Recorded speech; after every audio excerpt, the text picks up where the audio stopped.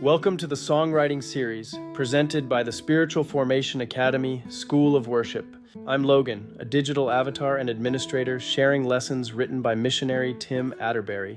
Knowing him, I'm sure he's visiting a home for a cup of coffee and sweet bread. Nevertheless, we are here working on his behalf. Of course, that was partly a joke. Partly. I know I can come off a little serious. Well, let's get on with the lesson.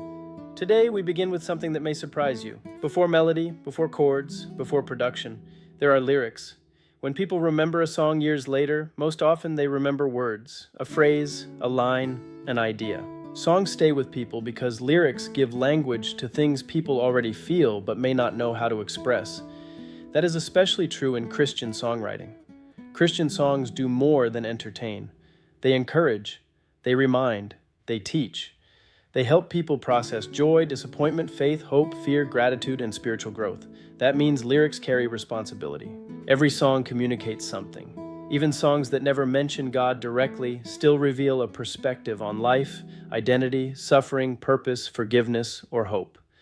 That does not mean every Christian song has to sound like a sermon. Some songs celebrate, some reflect, some tell stories, some worship, some simply reveal a Christian way of seeing the world.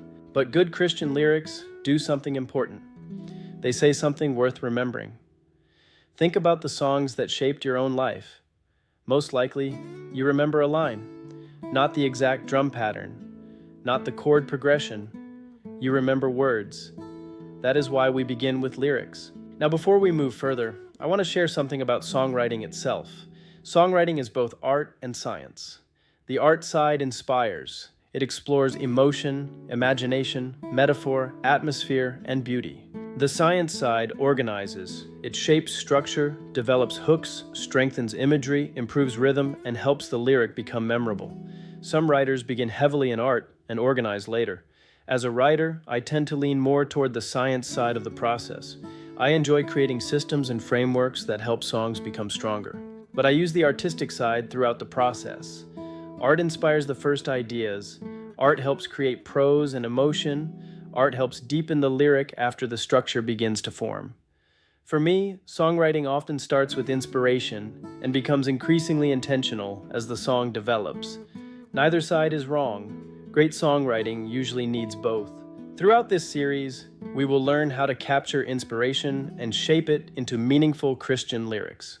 We will learn how to find ideas, how to create memorable hooks, how to use imagery and metaphor, how to shape verses and choruses, and how to write songs that feel honest, clear, and meaningful. You do not need expensive equipment, you just need a willingness to observe, write, revise, and keep creating.